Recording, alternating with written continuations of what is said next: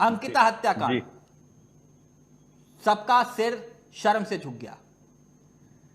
जो आरोप है, दूसरा मसला अल्मोड़ा के डांडा कांडा का। दिल्ली के वरिष्ठ प्रशासनिक अधिकारी, क्या नाम था, प्रेमनाथ, बच्ची के साथ दुष्कर्म। इससे पहले उत्तरकाशी सितंबर के महीने में हुआ, नाबालिग बच्ची के साथ। तीनों मामलों में समानता बिल्कुल समान है, रसूखदार और ताकतवर। तो फिर विपक्ष का यह आरोप जायज नहीं दिखाई देता कि उत्तराखंड ऐशगाह बन गया है रसूखदारों की?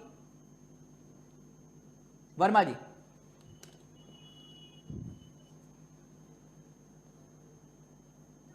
संजीव वर्मा जी, वर्मा जी, ऐशगाह बन गया उत्तराखंड रसूखदारों का? हेलो, रसूखदारों का। वर्मा जी, और फिर उसके बाद संजीव वर्मा जी से कनेक्ट करने की कोशिश करेंगे। बोलिए, क्या कह रहे थे आप? जो नेता प्रतिपक्ष जी ने अपनी बात कही, उस बात से कोई गुरेज नहीं है। जो मामले इस समय उत्तराखंड में चल रहे हैं महिलाओं के, वो बहुत ही दुखद है।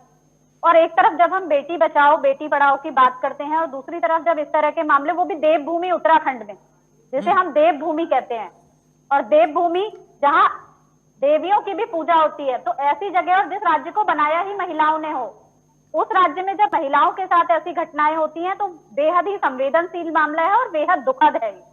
और मैं ये कहूंगी कि इसमें केवल भाजपा और कांग्रेस दोनों ही यहाँ सत्ता चलाई है, तो दोनों की जिम्मेदारी थी कि राजस्व पुलिस को खत्म किया जाए। दोनों सत्ता में भागीदार रहे, लेकिन किसी ने ये पहल नहीं की। और जब 2018 में भी हाईकोर्ट ने कहा, उसके बाद भी बीजेपी ने इसमें पहल करके राजस्व पुलिस को समाप्त नहीं किया। आपने तो अल्मोड़ा की बात बताई तिलक भाई, अभी चंपावत में एक विद्यालय के प्रिंसिपल ने रास्ते में एक लड़की के साथ छेड़खानी करने की कोशिश की, उसने भागकर अपनी जान बचाई। तो ऐसे कितने मामले हैं जो संज्ञान में ही नहीं आते हैं। जो मामले संज्ञान में आ गए वो हमें पता चल गया, लेकिन कितने ऐसे मामले हैं, क्योंकि 60% हिस्सा, आप सोचिए, आधे से ज्यादा क्षेत्र जब ऐसा है तो कितने ऐसे मामले होते होंगे। और जो हमारे बिल्कुल रिमोट एरियाज हैं, वहां महिलाएं जंगलों में भी जाती हैं, हमारी बच्चियां जंगलों में भी अपनी माताओं के साथ जाती हैं, लकड़ी काटने, घास लेने, चारा लेने, तो कितनों के साथ कितना कुछ होता है और वो सामने ही नहीं आता तिलक भाई, कई बार परिवार के डर से। और आप सोचिए, जब राजस्व पुलिस है तो पटवारी वहीं का समझौता करवा दिया, बाहर नहीं आने दिया। जो वहां के दबंग लोग हैं, उनके तो खुद ही वो उसमें रहते हैं, क्यों दबंगों के खिलाफ वो क्या आवाज उठाएंगे? संगीता जी, तो ऐसे में तो सारे मामले दब करके रह जाते हैं। ना, यशपाल आर्य नेता प्रतिपक्ष के रूप में जो बात कह रहे हैं, इस बात का तो खुलकर समर्थन होना चाहिए कि भैया ये जो मसला है इसको गंभीरता से ले। लेकिन मेरा ये कहना है कि क्या इस मसले पर सिर्फ सियासत हो रही है? अगर आप जिस पद पर हैं, जिस संवैधानिक पद पर बैठे हुए हैं, आप ये मांग करने की बजाय कि आप तुरंत सत्र बुलाइए, आप ये कहें कि भैया ये तो नाकाम है सरकार, तो विपक्ष के रूप में क्या ये भूमिका संदेह में नहीं पैदा होती अपने आप में?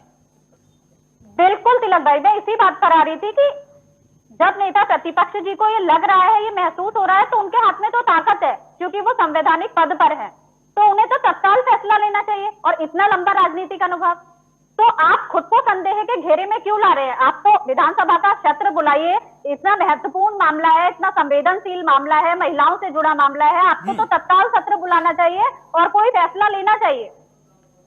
और वर्मा जी, कोई भी इसके खिलाफ नहीं होगा। वर्मा